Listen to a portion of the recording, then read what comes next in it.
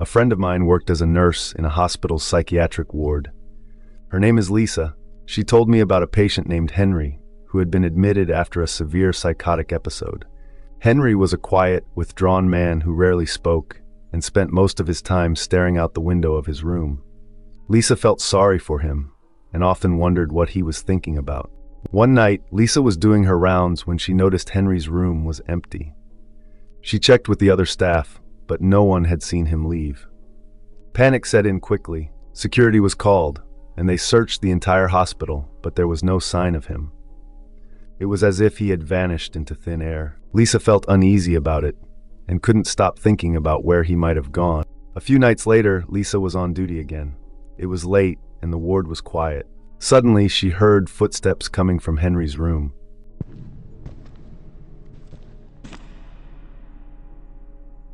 She walked over, expecting to see another patient or a member of the staff, but the room was empty. She felt a cold breeze and noticed the window was open, even though it had been locked shut since Henry's disappearance. The breeze sent a chill down her spine. Lisa closed the window and turned to leave, but she felt a presence behind her. Turning slowly, she saw Henry standing in the corner of the room, his eyes wide and unblinking. She gasped, her heart pounding. She blinked, and he was gone. Shaken, she reported the incident to her supervisor, but they dismissed it as stress and fatigue. Lisa knew what she saw, and it wasn't just stress. Over the next few weeks, other staff members reported seeing Henry around the ward. Sometimes he was standing in a hallway, other times he was sitting in the common room. But every time someone approached him, he would disappear. The staff was becoming more and more unsettled. They whispered about the sightings, but no one had any answers. One night, Lisa decided to stay late to see if she could find out what was happening. She was sitting in the nurse's station, reviewing some paperwork, when she heard a faint tapping sound. She followed the sound down the hallway and into one of the empty patient rooms. The room was dark, and the air felt heavy. The tapping grew louder. Lisa took a deep breath and turned on her flashlight. The beam of light cut through the darkness, revealing Henry sitting on the floor in the corner, tapping his fingers against the wall. His eyes were wide and blank, staring into nothingness. Lisa's heart raced as she slowly approached him. "Henry," she whispered, "what are you doing here?" He didn't respond. She reached out to touch his shoulder, but her hand passed right through him. Lisa gasped and stumbled back, her flashlight falling to the floor. In the dim light, she saw Henry slowly rise to his feet and walk towards the window. He reached out and touched the glass, his fingers leaving frost on the surface. "Help me," he whispered, his voice barely audible. Lisa was frozen in place, her mind racing. She wanted to help him, but she didn't know how. As she watched, Henry faded away, leaving the room cold and silent. She picked up her flashlight and hurried back to the nurse's station, her heart still pounding. The next day, Lisa told her supervisor what had happened. This time, they listened. The hospital decided to bring in a priest to bless the ward, hoping to bring peace to Henry's restless spirit. The priest walked through the halls, saying prayers and sprinkling holy water. The air felt lighter, and the staff hoped it would be enough to help Henry find peace. For a while, things seemed to return to normal. The sightings stopped, and the ward felt less eerie. But Lisa couldn't shake the feeling that Henry was still there, somewhere, watching and waiting. She often thought about his plea for help and wondered if there was more she could have done. Months passed, and the memory of Henry began to fade.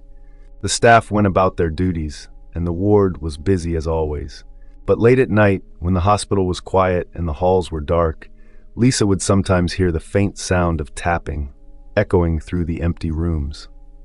She knew Henry's spirit was still there, searching for a way out. The hospital never found out what happened to Henry, and his disappearance remains a mystery to this day. Some say his spirit is still wandering the ward, searching for peace. Lisa continues to work at the hospital, always keeping an eye out for any sign of Henry. She hopes that one day he will find the rest he so desperately needs. Before we get into the next story, if you come for the first time, please make sure to subscribe to a channel and press the bell icon for upcoming scary stories. We need your support. Please share the stories with your friends and family. Thanks. There was an old operating room in the hospital where I used to work that no one liked to go near. It was said to be cursed after a series of tragic accidents that had occurred there. Surgeons and nurses would report strange occurrences, lights flickering, equipment malfunctioning, and an overwhelming sense of dread. One night, I was called to check on a disturbance in the operating room. When I arrived, the room was dark and cold, even though the lights were on and the temperature was set to a comfortable level. I felt a chill run down my spine as I stepped inside. The air felt heavy, and I could almost taste the fear in the room. I heard a faint sound like a woman crying.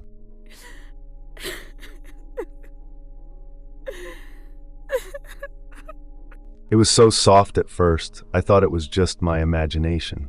But as I stood there, the crying grew louder and more anguished. I followed the sound to the corner of the room, where a surgical table stood.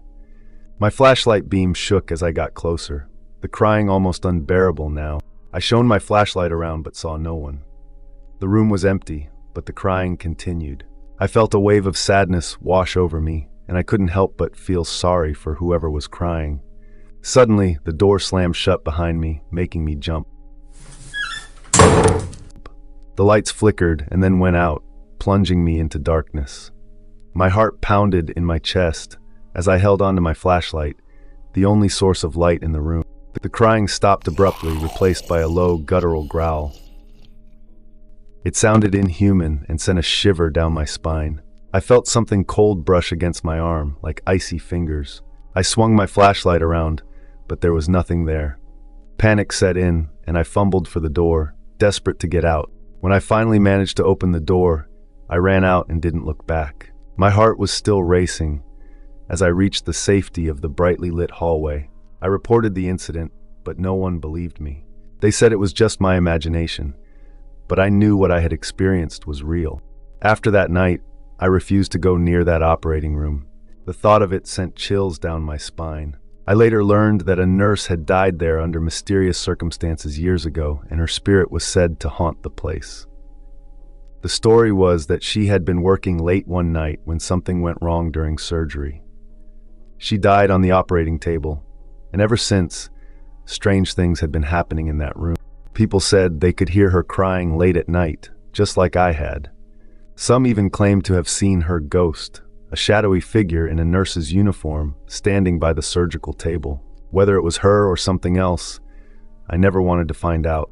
Months went by, and the memory of that night still haunted me. I couldn't shake the feeling that something was watching me whenever I walked past the operating room.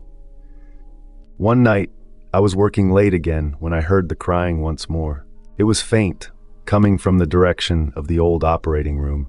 I knew I should just ignore it and keep walking, but curiosity got the better of me. I walked slowly towards the room, my heart pounding with each step. The crying grew louder, more desperate. I stopped just outside the door, my hand on the handle. I took a deep breath and pushed the door open. The room was dark and cold, just like before. My flashlight beam wavered as I stepped inside. The crying was louder now, coming from the corner of the room. I shone my flashlight towards the surgical table and gasped. There, standing next to the table, was a figure in a nurse's uniform. Her face was pale and sad, tears streaming down her cheeks. She looked up at me, her eyes filled with sorrow. I wanted to run, but something kept me rooted to the spot. I felt an overwhelming sense of sadness and compassion for her. "What do you want?" I whispered, my voice trembling. She didn't speak, but the crying stopped. She reached out a hand towards me, and I felt a wave of cold wash over me. Then, just as suddenly as she had appeared, she vanished. The room was silent once more. I left the room, my mind racing. I didn't tell anyone about what I had seen this time. I knew they wouldn't believe me. But I also knew that I had seen her, the ghost of the nurse who had died in that room. She was still there, trapped by the tragedy that had taken her life. From that night on, I made sure to avoid the old operating room. The memory of that ghostly encounter stayed with me, a reminder of the things that lurk in the shadows, unseen and unheard. And every time I walked past that room, I couldn't help but feel a chill run down my spine, knowing that she was still there, watching and waiting. I used to work the night shift as a security guard at an old hospital on the edge of town. It was a huge, sprawling place with wings that had been shut down years ago. One of my duties was to patrol these closed-off areas to make sure no one was trespassing. One night, as usual, I was walking through one of the abandoned wards. It was dark and cold, and the air felt heavy. As I moved down the long, empty hallway, I started to hear whispers.